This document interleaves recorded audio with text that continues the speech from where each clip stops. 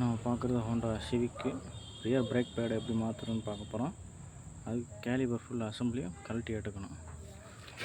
அது கழட்டி எடுக்கிறதுக்கு இங்கே இருக்க கேலிபர். இது கேலிபர் ஃபுல் அசம்பிளி கழட்டி எடுத்தால் தான் நம்ம பிரேக் பேட் சேஞ்ச் பண்ண முடியும். இந்த சிலிண்டர் எப்படி உள்ளே போகணும் அப்படின்னா, நான் எப்படி உள்ளே தள்ளணும்னு சொல்லி இப்போ காமிக்கிறேன் பாருங்கள். இப்போ இந்த கேலிபரை வயசில் பிடிச்சிட்டு இந்த இது கரெக்டாக இருக்க மாதிரி ஒரு டூல்ஸ் எடுத்து இதை ரொட்டேட் பண்ணணும். அப்படி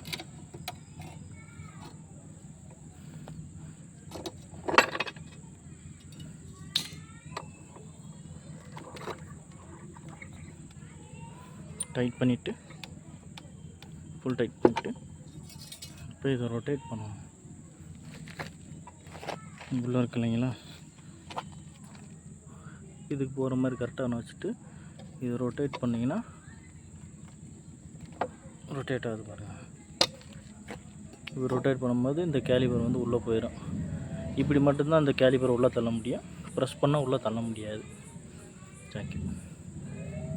இப்போ நம்ம எப்படி மாட்டுறதுன்னு பார்க்க போகிறோம். ஃபஸ்ட்டு இந்த கேலிபரை இதில் பிரேக் பேடை ஃபஸ்ட்டு மாட்டுறோம்.